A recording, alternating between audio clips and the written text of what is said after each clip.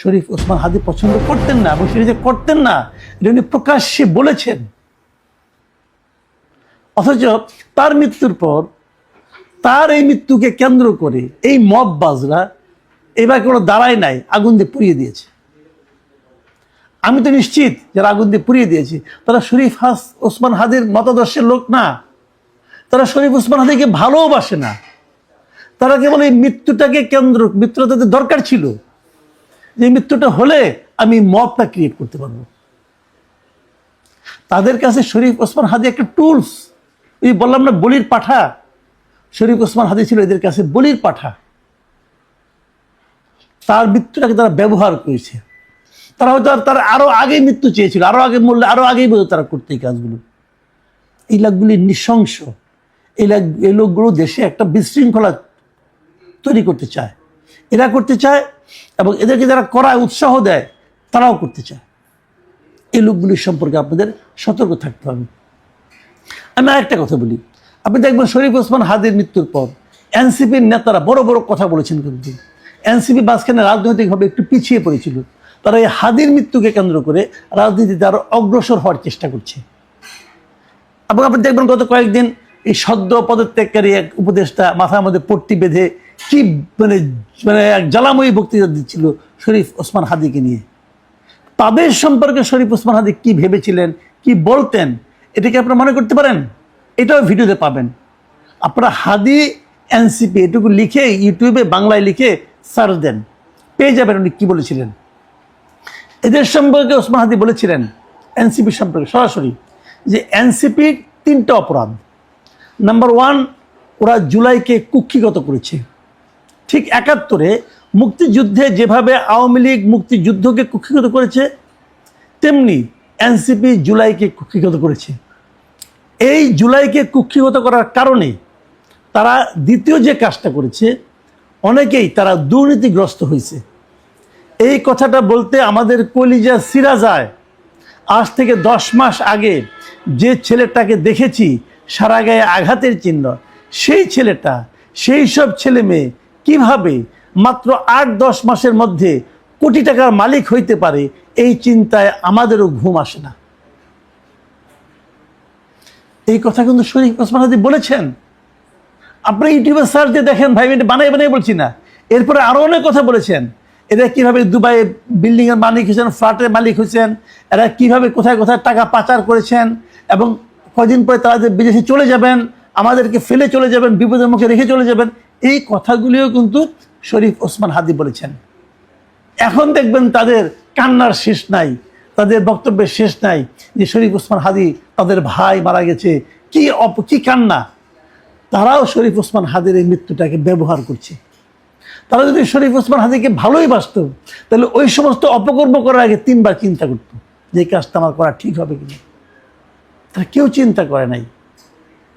শরীফ ওসমান হাদি এদের সঙ্গে ছিলেন না, তিনি এদেরকে সমালোচনা করতেন।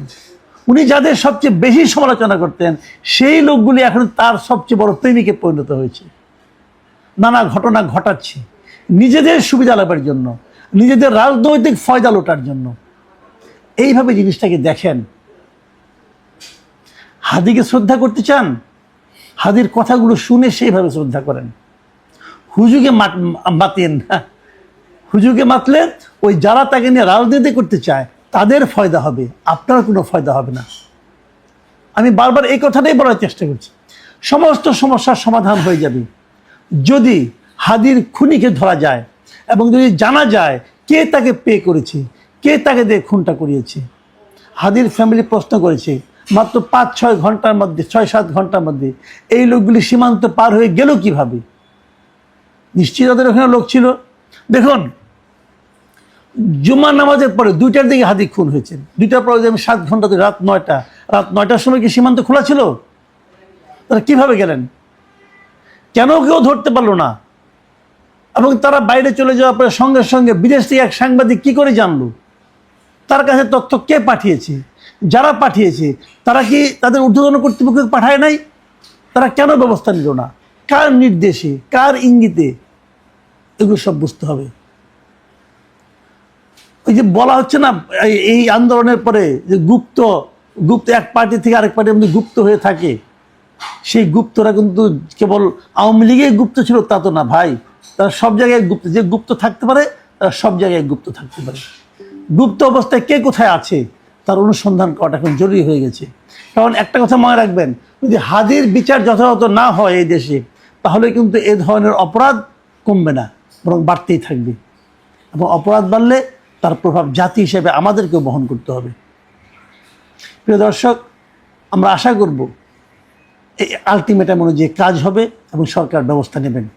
শরীফ ওসমান হাদির জানাজা শেষ হয়েছে, দাফনও শেষ হয়ে গেছে।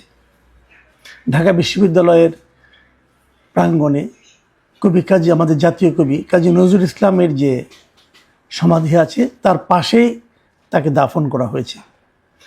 এর আগে জাতীয় সংসদ চত্বরে যখন তার জানাজা হয়, আমার ধারণা যে স্মরণকালে এত বড় জানাজা, এত বেশি বিপুল সমাবেশ সম্ভবত অপর কোনো জানাজায় বাংলাদেশের মানুষ দেখেনি। সবই ভালো হয়েছে, একটু খটকা ছিল, একটু মানে অস্বাভাবিক একটা দৃশ্যও ছিল যে জানাজা শেষ হওয়ার পর ওখান থেকে একটা বড় সংখ্যক মানুষ দৌড়ে জাতীয় সংসদে ঢোকার চেষ্টা করেছে। এটা দেখতে একটু খারাপ লেগেছে, কারণ তারা, আপনারা সবাই জানাজায় এসেছেন, শরীফ ওসমান হাদির জন্য আল্লাহর কাছে দোয়া করতে এসেছেন, তো দৌড়ে সংসদ ভবনের ভেতরে ঢোকার চেষ্টা করতে হবে কেন? এই মানসিকতাগুলি না আমাদের দূর করতে হবে। আমরা আসলে কি চাই? শোকার্ত মানুষ থাকবে শোকার্ত মানুষের মতো, উচ্ছৃঙ্খলতা কেন দেখাবো আমরা? যে হোক, সেটা ব্যাপার না। তারপরেও এগুলো অনেক লোক থাকলে হয়, এরকম হতেও পারে।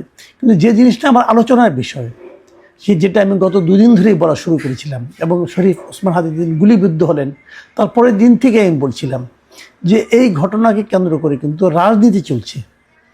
দেশের অভ্যন্তরে রাজনীতি চলছে, দেশের বাইরেও রাজনীতি চলছে। নানা ধরনের কর্মকাণ্ড আমরা দেখছি বিভিন্ন জনের, আমরা বিভিন্ন সময় বলার চেষ্টা করেছি। এবং আমি বলেছি যে জিনিসটা সবচেয়ে বড় কাজ হলো, সবচেয়ে প্রথম কাজ হলো তার যিনি গুলি করেছেন তাকে, সেই লোককে ধরা। সেই লোককে ধরতে পারলে আমরা পেছনের লোকগুলিকে ধরতে পারবো, আমরা কারণটা জানতে পারবো। এ ধরনের ঘটনা কেন ঘটলো এটা কারণটা জানা খুব জরুরি। তা না হলে কিন্তু অনেক কিছুই অজানা থেকে যাবে, অদৃশ্য থেকে যাবে। আমার ভালো লেগেছে যে ইনকিলাব মঞ্চ, তার সঙ্গে যারা আছেন এখনও শরীফ ওসমান হাদির পরে, আমার কাছে মনে হয়েছে যে এই প্রতিষ্ঠানটা বোধহয় ভালোভাবে অগ্রসর হচ্ছিল। এই জন্য মনে হয়েছে যে এখন যারা দায়িত্বে আছেন তারা কিন্তু ইনকিলাব মঞ্চের পক্ষ থেকে একটা বড় দাবি করেছেন। এবং সেই দাবিটা কি? তারা দাবি করেছেন যে 24 ঘন্টা তারা একটা আলটিমেটাম দিয়েছেন স্বরাষ্ট্র উপদেষ্টা এবং স্বরাষ্ট্র বিষয়ক যে প্রধানমন্ত্রীর উপদেষ্টা আছে, প্রধানমন্ত্রীর যে বিশেষ সহকারী আছেন খুদা বক্স চৌধুরী, তাদের দুজনকে। এখন হয়তো আপনারা বলবেন যে স্বরাষ্ট্র উপদেষ্টাকে দিলেই তো হয়, আবার খুদা বক্স চৌধুরীকে দিতে হলো কেন? না, দিতে হলো, দেওয়াটা দরকার ছিল। দরকার ছিল এই কারণে, যারা স্বরাষ্ট্র মন্ত্রণালয় সম্বন্ধে খোঁজখবর রাখেন, যারা বাংলাদেশের পুলিশ বিভাগ সম্পর্কে খোঁজখবর রাখেন, এবং অনেক লোকের সঙ্গে আমার কথা হয়েছে, তারা আমাকে যে কথাটা বলেছেন যে স্বরাষ্ট্র উপদেষ্টা একটা সহজ সরল টাইপের মানুষ।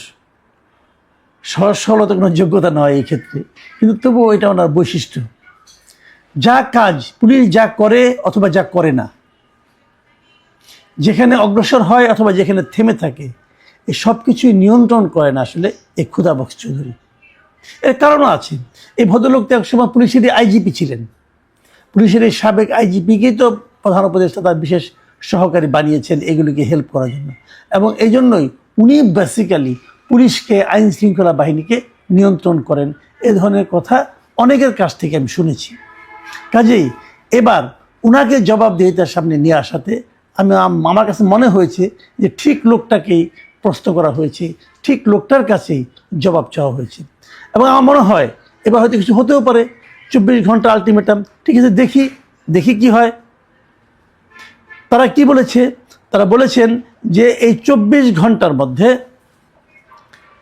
ধরতে হবে যে কারা হত্যাকারীকে ধরতে হবে এবং হত্যার কারণটা উদ্ঘাটন করতে হবে।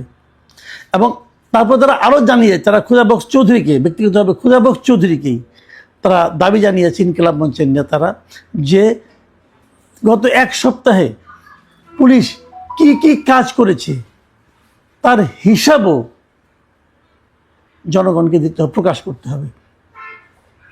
মানে গত এক সপ্তাহে আইন শৃঙ্খলা বাহিনী অথবা খুদাবক চৌধুরীর নেতৃত্বে পুলিশ বাহিনী তারা এই ওসমান হাদির হত্যাকারীকে ধরার জন্য অথবা হত্যা রহস্য উদ্ঘাটনের জন্য কি কি কাজ করেছেন তার হিসাব তারা চেয়েছেন।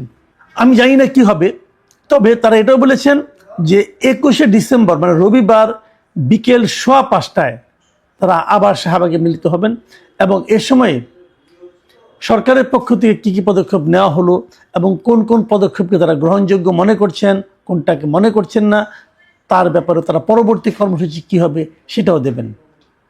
আমি আশা করব যে তাদের এই আলটিমেটাম সরকার সিরিয়াসলি নেবে, আর না নিলে যে আন্দোলনটা হওয়ার কথা সে আন্দোলনে সবাই যাতে থাকেন এই অনুরোধ আমি করব।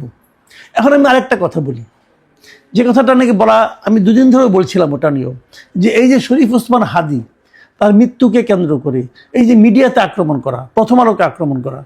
আচ্ছা, ব্যক্তিগত জীবনে আমি আমি আবার বলেছি আপনাদেরকে যে শরীফ ওসমান হাদির সঙ্গে আমার ব্যক্তিগতভাবে পরিচয় ছিল, যোগাযোগ ছিল, আমরা মাঝে মাঝে কথা বলতাম। আমি কিন্তু হাদিকে পছন্দ করতাম, আমি বারবার বলেছি পছন্দ করতাম।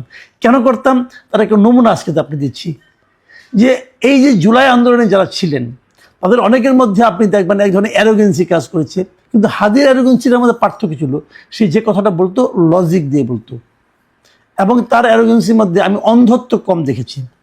উদাহরণ দেব বলি, এই যে আজকে পরশুদিন যেটা হলো যে আপনার প্রথম আলোকে পুড়িয়ে দেওয়া হলো, ডেইলি স্টারে আগুন দেওয়া হলো, আপনাদের মনে আছে প্রথম আলোর সামনে একবার এই ধরনের কিছু মোল্লা টাইপের লোক জড়ো হয়েছিল ওই আমেরিকার নিউ ইয়র্কে থাকা পলাতক ব্যক্তিটার আহ্বানে, এবং তার সঙ্গে সেখানে এই যে প্যারিসের আরেকজন ছিল, তারা সেখানে জিয়াফতের আয়োজন করেছিল, জিয়াফত করবে। এই প্রসঙ্গে আপনারা কি মনে করতে পারবেন শরীফ ওসমান হাদি কি বলেছিলেন? আপনি ইউটিউবে যান, ইউটিউবে যে শরীফ ওসমান হাদির নাম দিয়ে বাংলায় লিখে প্রথম আলো লিখে আপনি সার্চ দেন, পেয়ে যাবেন। কি বলেছিল আমি সেটাকে আপনাকে একটু পড়ে শোনাই, আমি ওনার কাছ থেকে হুবহু নিয়েছি। তিনি প্রথম আলো প্রসঙ্গে বলেছিলেন যে বাংলাদেশের প্রত্যেকটা পত্রিকার একটা আইডিওলজি আছে, প্রথম আলোর সামনে যারা দাঁড়িয়েছে আমরা কি তাদের পক্ষে দাঁড়িয়েছি? আমি বলি না। আপনি পারলে প্রথম আলোর বিপক্ষে আরও 10টা প্রথম আলো তৈরি করেন, তার অফিসের সামনে আপনার কাজটা কি? আমরা এই কথা বলেছি। এই হলো শরীফ ওসমান হাদি।